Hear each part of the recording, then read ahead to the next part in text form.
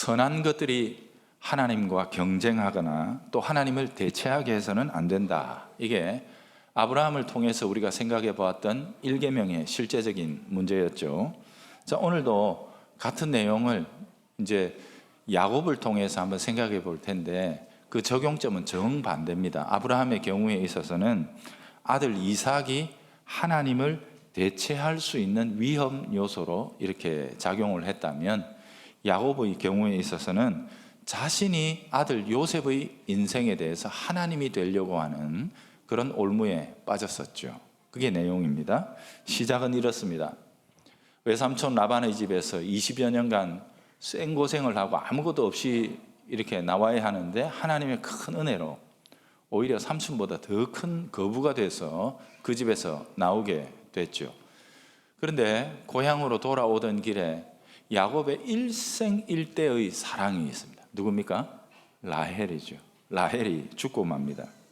자, 그러고 나자 라헬을 향했던 마음의 모든 초점이 이번에는 누구를 향하느냐? 라헬의 아들 요셉에게로 딱 이렇게 꽂혀버립니다. 고정이 되고 마는 거죠. 그런데 문제는 예전에 라헬만, 야곱에게는 공식적으로 4명의 여인이 있었잖아요. 근데 그 중에 라헬만 진짜로 사랑했거든요. 편애를 했거든요.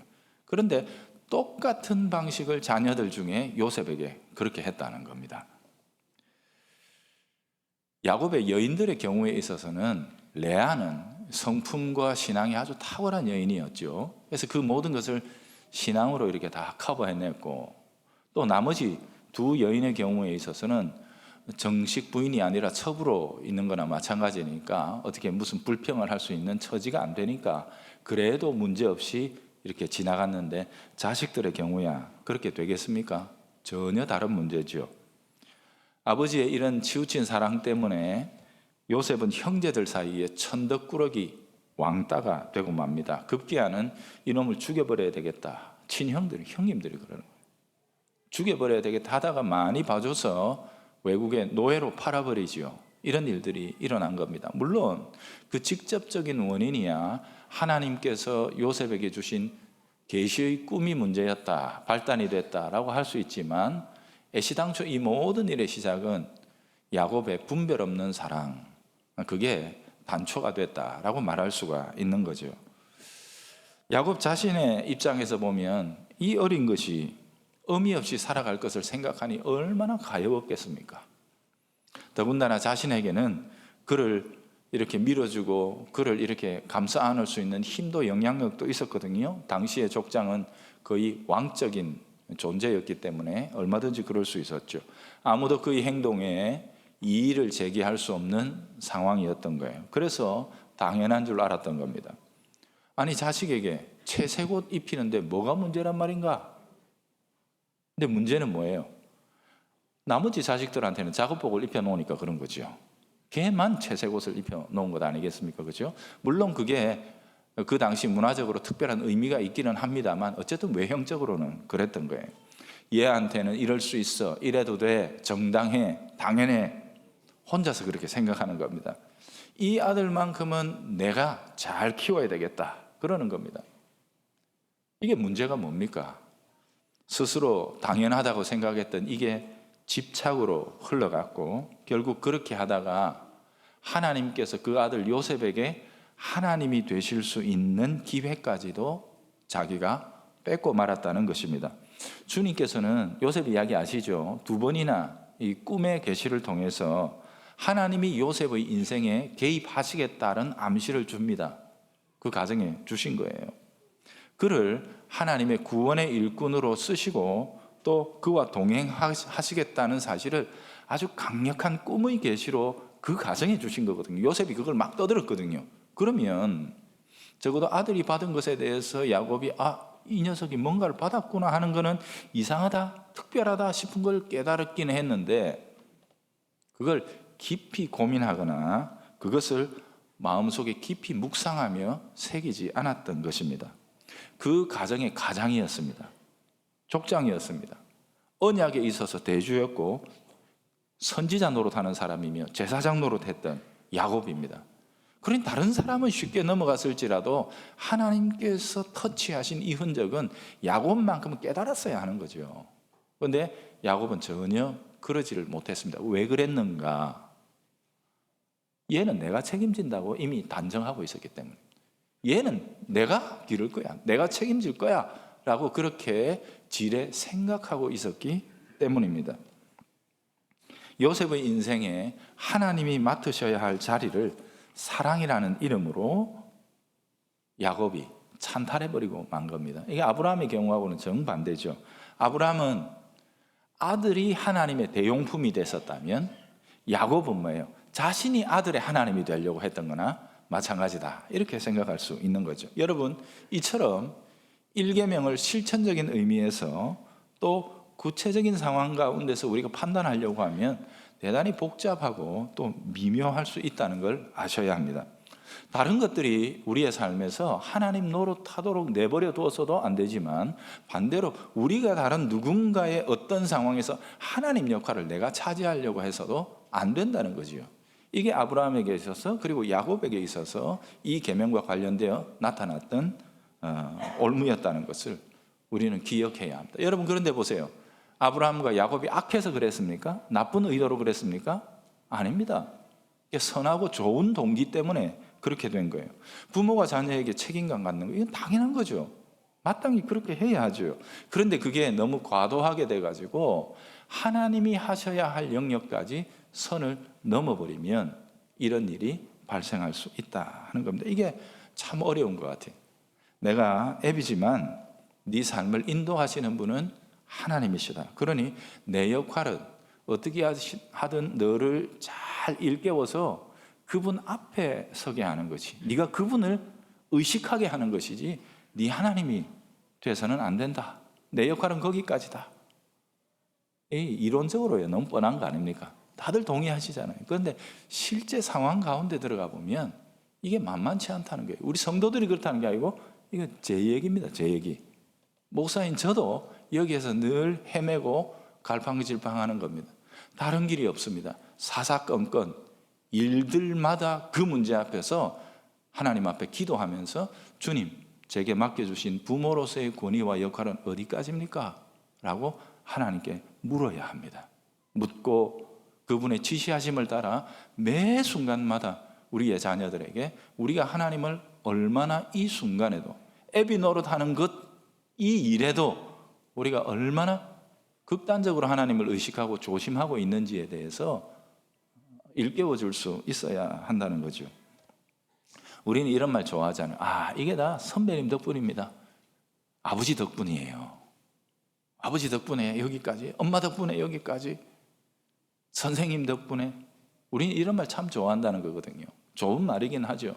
그런데 거기에 우리가 귀를 다 내어주고 거기에 우리의 영혼이 심취되고 만족하는 순간 마땅히 그 사람의 입술을 통해 하나님께 돌아가야 할 찬송까지도 가로챌 수 있다는 사실을 우리는 늘 염두에 두어야 한다는 사실입니다. 이게 일계명입니다. 여러분, 일계명이 얼마나 어려운 건지 몰라요. 그죠? 내가 뭐 딴 거 믿나? 내가 교회 다니고 하나님 믿지? 이걸로 완성되는 게 아니라는 겁니다. 우리들 뿐만 아니라 우리 자녀들의 삶에서도, 우리를 따르는 후배들의 삶에서도, 우리를 선생이라 부르는 사람들에 대해서도 우리를 통해서 하나님만이 궁극적인 그들의 지도자요, 하나님만이 1차적인 원인이 되어야 한다는 것을 보여주어야 하는 겁니다. 이게 바로 우리의 책임이라는 거죠. 그래서 지난주에 아브라함의 케이스를 보았다면 오늘은 야곱의 케이스를 통해 일계명에 대한 구체적인 두 가지 내용을 살펴보았습니다. 하나로 합치면 뭐예요? 선한 것들이 우리에게 위협이 될 수 있습니다. 잘하려고 하다가 하나님의 영역까지 침범할 수 있다는 것을 늘 우리가 깨어서 살펴야 한다, 이런 내용이죠. 자, 오늘 읽은 본문 가지고 새로운 측면을 한번 생각해 보겠습니다. 세 번째, 일계명을 지키는 데 있어서 우리의 딜레마가 뭐냐 하면은 실제적인 것, 현실적인 겁니다. 현실적인 이익에 관한 겁니다. 그런 것들이 우리에게 위협이 될 수 있다. 그걸 분별해내야 한다. 이런 내용이 되겠습니다. 자, 엘리야의 시대죠.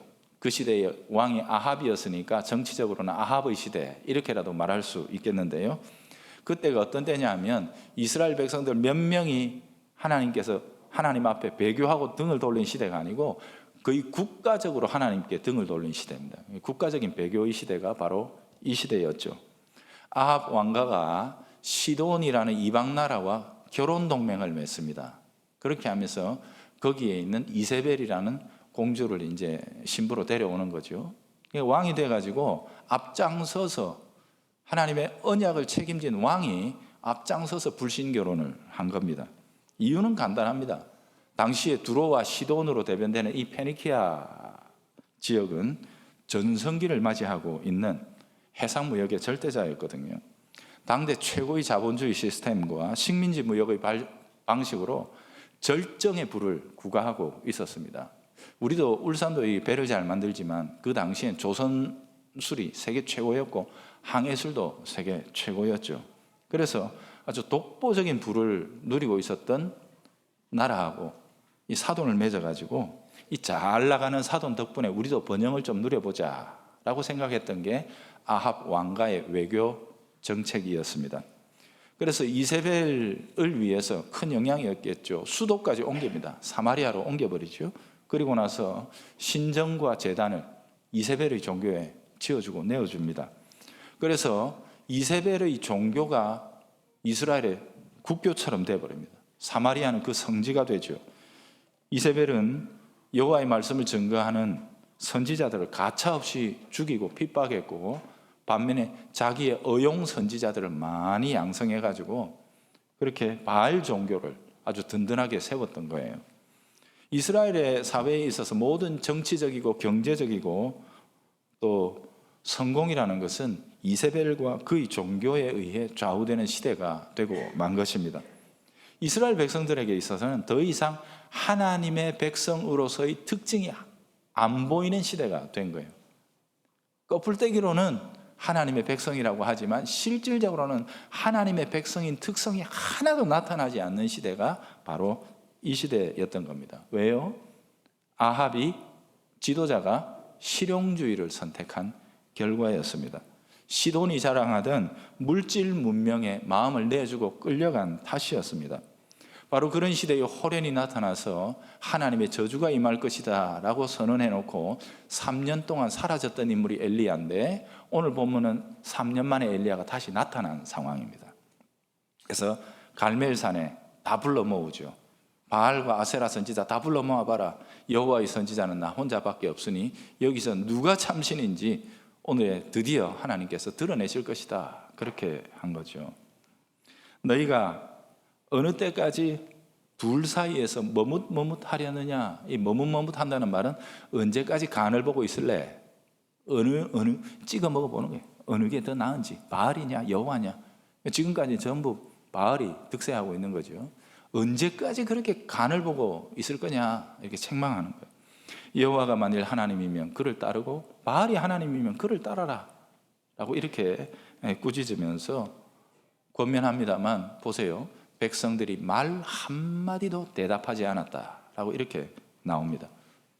여호와로부터 3년 기근이라는 저주를 책망을 징계를 받고 나서도 그들의 상태가 이 모양이었던 겁니다. 왜 그랬습니까? 괜히 나섰다가 지금 여기서 찍히면 어떻게 될지 모른다 하는 거죠. 그들이 보기에는 이렇습니다. 아니 여호와 그래도 자기 선지자들 그렇게 죽어 나가는데도 아무것도 안 하던 여호와 내가 뭐 어떻게 지금 확신할 수 있단 말이냐 이렇게 생각할 수 있죠. 차라리 이세벨의 칼과 권력이 훨씬 더 실제적이었던 겁니다. 그들에게는. 엘리야는 다시 이야기합니다. 24절에 바알의 선지자들을 향해 너희는 너희 신의 이름을 부르라. 나는 여호와의 이름을 부르리니 불로 응답하는 신 그가 하나님이다. 이 정도 하면 되겠나? 그랬더니 백성이 뭐라고 그럽니까? 그때 그제서야 그 말은 내가 좋아 받아들일 수 있다. 이제 이 정도 얘기하는 겁니다. 그런데 이 백성들의 대답 속에는 참 서글픈 뉘앙스가 담겨 있죠. 왜냐? 그들은 하나님에 대한 지식도 사랑도 확신도 다 잃어버렸습니다. 여호와의 이름 앞에서는 복종하지 않다가 뭔가 눈앞에 보이는 감각적이고 현실적인 증거를 들이대고 이러면 되겠나? 그러니까 그러면 되지. 그러면 되지. 이렇게 반응하는 겁니다. 어쩌면 그들의 속내는 어떻겠습니까? 엘리야 지는 혼자고 또 여호와의 선지자 여지껏 죽어 나자빠져도 하나님 아무것도 안 하던데 뭐 거기 효험이 있겠나? 여기 바알과 아세라의 선지자 합치면 850명인데 이 사람들이 훨씬 더 낫겠지라고 이미 내심으로는 결정을 내리고 있는 것 아니겠습니까? 그러니 이미 정해진 답을 향해서 그러면 좋다 한번 해보자. 오늘부로 내가 마음에 찜찜하게 남아있던 모든 걸 다 떨어버려야 되겠다. 어쩌면 이렇게 생각하고 있는지도 모르지요. 자, 그런데 보십시오. 엘리야가 이기지 않습니까? 바알과 아세라의 선지자를 모조리 다 죽입니다. 자, 그런데 그럼에도 불구하고 보세요. 그들은 지금 눈앞에서 하나님께서 하늘에 불을 내리셔서 권능을 펼치신 것도 직접 보았습니다. 그런데도 불구하고 아직까지 그들 사이에서는 아무 일도 일어나지 않습니다. 어떻게 보면 갈멜산에서부터 그 하나님의 권능을 목도한 이스라엘 그 지도자들이 이스라엘 전역으로 퍼져나가며 여호와 부흥이라는 위대한 역사가 일어날 것 같은데 아니요, 아무것도 안 합니다. 왜요? 아직까지 이세벨이 건재하다 이거예요. 엘리야 이놈, 네가 내일 아침까지 살아있는가 보자. 이세벨의 이 한마디에 와장창 하나님의 놀라운 역사를 목도했던 그것도 다 무너져 버리는 거예요. 그들에게 중요한 것은 현실입니다. 그들이 바라는 신은 실용주의입니다. 야훼든 바알이든 그게 무슨 상관이 있냐? 내게 현실적인 유익을 가져오는 신이 있다. 그게 신이지. 이렇게 생각하고 있는 거죠. 신앙의 신념과 정조를 지키는 일. 내가 죽을 판인데 이게 무슨 의미가 있냐? 이런 생각이 그들 가운데 완전히 팽배해 있던 상황이었습니다. 이게 엘리야의 시대였습니다. 여러분, 이런 관점 속에서 열왕기상 16장부터 쭉 읽어나가다 보면 정말 소스라치게 놀라게 됩니다. 왜요? 우리 시대하고 너무 비슷하거든요. 우리 시대와 너무 판박이거든요. 자, 그렇지만 오늘은 그걸 보자는 게 아니니까, 오늘은 1계명이니까 여기에서 이야기는 중단하고 적용으로 들어가겠습니다. 자, 엘리야 시대의 이야기를 읽으면서 이렇게 질문할 수 있죠. 1계명은 언제 무너집니까? 하나님의 백성이, 주님의 교회가 현실에 집착하게 될 때 1계명이 무너집니다. 실적을 조작해서 부풀리면 세금 줄일 수 있다. 괜찮다. 다 그런다. 요새는 다 그런다. 그게 세상을 살아가는 지혜다. 우리들에게 그렇게 이야기를 합니다. 우리는 삶의 커튼 뒤에 가려져 있는 어둠의 힘들을 압니다. 이 세계에도 우리 사는 삶에도 그런 게 있지요. 옛날에는 관피아, 해피아, 마피아에다 갖다 붙인 거죠. 세피아, 모피아, 별의별 해괴한 용어를 하더니 요즘 그걸 또 카르텔이라는 말로 갖다 붙이더라고요. 실제로 우리 사회의 깊숙한 곳에서 힘을 발휘하고 있는 그 어둠의 문화들을 우리는 알고 있습니다. 그냥은 잘 모르는데 뭐 일을 해보려고 하면 자꾸 부딪혀요. 근데 가만히 보면 그게 쉬운 길이에요. 왜죠? 대충 적당히 그들과 손잡아주고 그러면 안 될 일도 됩니다. 그렇지만 우리가 그렇게 선택하는 순간 바로 우리로부터 1계명은 깨지고 만다는 사실을 기억해야 합니다. 그 순간만큼은 하나님은 하나님이 아니시게 되는 겁니다. 예전에 어떤 교회에 있을 때입니다. 제가 예배당 증축을 하는데 딱 중요한 땅 주인이 이러는 겁니다. 팔아줄 테니까 계약서에는 돈을 낮게 적어달라는 거예요. 여러분, 하나님의 교회를 향해서 세상이 감히 이런 수작을 벌이는 때가 우리들의 시대입니다. 1계명은 우리가 그런 사람들과 손을 잡지 않을 때 지켜지는 것입니다. 우리가 그저 나는 기독교인이고 주일에 교회 가지 않나, 어떻게 내가 세상 사람하고 같나, 이 정도 말 가지고는 지켜지는 게 아닌 거예요. 우리들의 실제 삶이 어떤 거예요? 실제로 뭘 선택하느냐는 거예요. 그 예민하고 결정적인 선택의 순간 속에서 우리가 무엇을 취하느냐, 거기에서 일계명이 나타나는 겁니다. 내 모든 선택의 가장 중요하고 근본적인 동기는 하나님이다. 세상 사람들이 우리에게 이런 얘기를 해야 되는 거예요. 나는 저 사람 얼마나 좋은 사람인지 잘 모른다. 그가 얼만큼 배웠는지도 모르고 얼만큼 가졌는지도 모른다. 그런데 내가 아는 것, 분명한 것 하나는 이거다. 저 사람은 눈에 보이지도 않는 하나님 때문에 맨날 벌벌 떨고 산다. 바보같이 살 때도 참 많다. 이걸 우리가 세상 앞에서 들어야 되는 겁니다. 들어야 돼. 이게 바로 세상 가운데 우리가 삶으로 일계명을 세워 나가는 겁니다. 자, 정리합시다. 아브라함과 야곱과 오늘 엘리야 시대의 이야기 세 가지를 다 일계명을 어떻게 지킵니까? 라고 얘기하면, 첫째, 하나님이, 아니 오직 그분만이 내 삶에 하나님 노릇하시게 하라. 그분만이 나의 궁극적인 만족이요, 그분만이 나의 궁극적인 동기가 된다. 그분 때문에 선택한다는 거죠. 어제 결혼하는 사람들에게 제가 결혼 교육을 하면서도 이런 얘기를 잠깐 했는데, 남편과 아내에게서 내 만족을 얻겠다 그러면 그거 얼마 못 갑니다. 인간이 해봐야 빨대로 쪽 빨면 금방 끝나는 게 인간인데, 거기서 어떻게 10년, 100년을 만족할 수 있는 기쁨이 나온단 말입니까? 아니요. 우리의 관계에 하늘로부터 복을 주시는 하나님, 그분을 바라보고 의지할 때, 여러분, 우리는 날이 갈수록 나의 배우자가 더 사랑스러운 겁니다. 사랑스러운.